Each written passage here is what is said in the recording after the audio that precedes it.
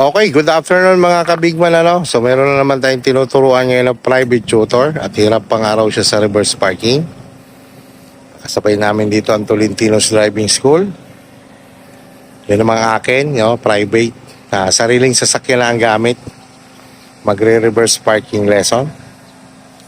Ito, ganun din. So ito yung parking na pang SM, yung inaaral namin ngayon. Pati yung sa aking estudyante.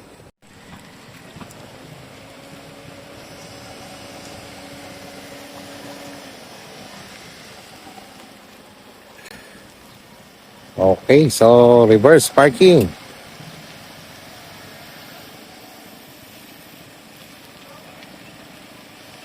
Tapat lang naman side mirror sa guhit, oh. Sagad sa kaliwa. Pag nakita yung kanang side, situational yan ha. Yan, hinahayaan ko na yung estudyante ko kung anong discarding gagawin niya.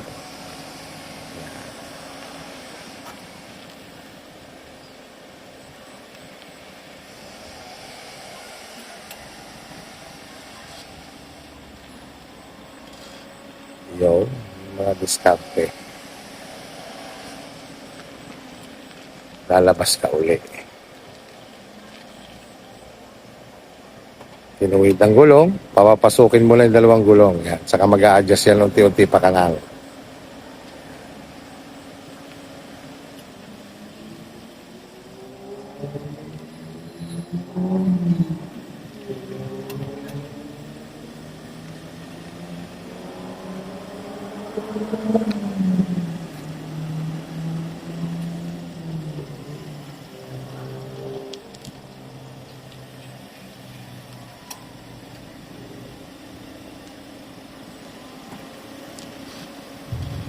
Forward mo siya uli. Yo. Sabay kakabig yan pa kanal. Forward pa rin. Hop, hop, hop, hop, hop, hop. Hop, hop. Buksan mo ang bintana. Hop, hop. Buksan ang bintana.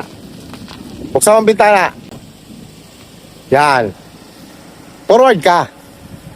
Tuwid mo malabela mo. 1, 2. Forward ka kasi mahirapan kang kuhanin yan sa loob. Yan, forward. Sige, forward. Tapos pakabig ka pa kanal. Sige, forward pa rin. Sige. Di ba? Tumuwid. O, tuwid na malabela. Yun. Saka ka atras. Kasi as a beginner kasi mahirapan ka doon. Yan.